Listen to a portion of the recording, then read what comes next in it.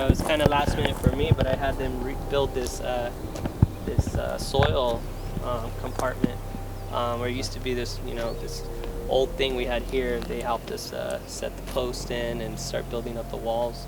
Okay. So now our soil is protected. We don't have anything weird flying in there, any pathogens, any weed seeds. And we're keeping it separated from the ground just in case we do have something that could potentially harm our plants.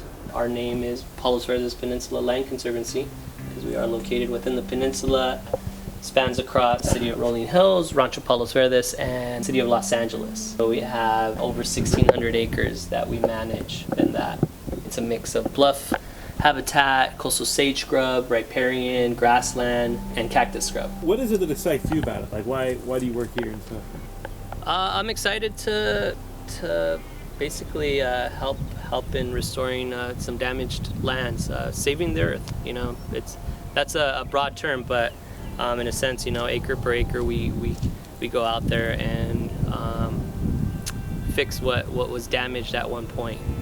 So a lot of these lands are degraded, and for me to go out there and see it change over time into something that brings life back, it's really fulfilling.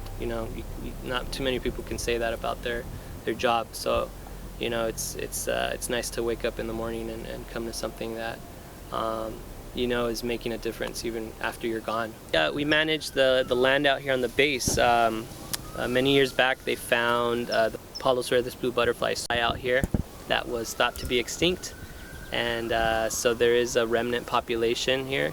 And what we do is we grow the host plant that the butterfly lives off of, and we manage the space within the base that butterfly is currently found. But you can see they're all at different stages. There's different species here, and eventually these plants will go back out into the field. We also have native grasses. We used to have a lot of grasslands in California, so we are trying to restore some of that area. We could bring wood, we can bring... Right. I think raising the plants up off the ground would be a great one. So, and then all these areas are the areas we need to bring up off the ground over time.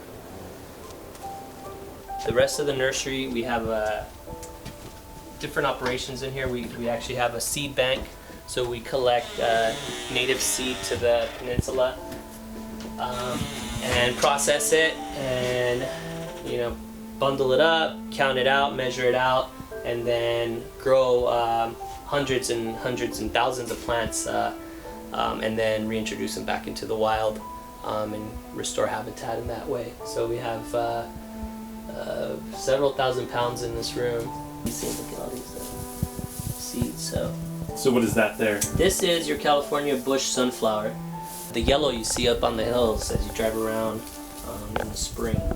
There's a correlation between plants and the clouds, and it gets pretty technical, but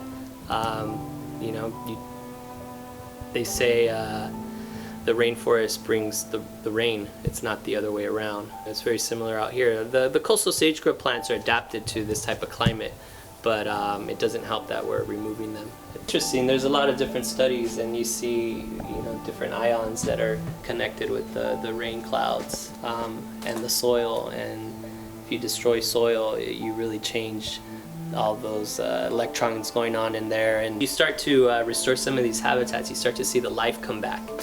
You start to see new bugs, new plants that weren't there before. Maybe they were there and just waiting for their time to come back. You see the funguses, different mushrooms coming up. If you dig in the soil, you start to see mycorrhizae, you start to see different microorganisms, more worms. So the life comes back. You just have to help it out a little. The hiking trails that you would be on within the peninsula are most of them are areas we manage, and you're usually walking in between some coastal sage scrub habitat that has been restored, is being restored, or will be restored in the future.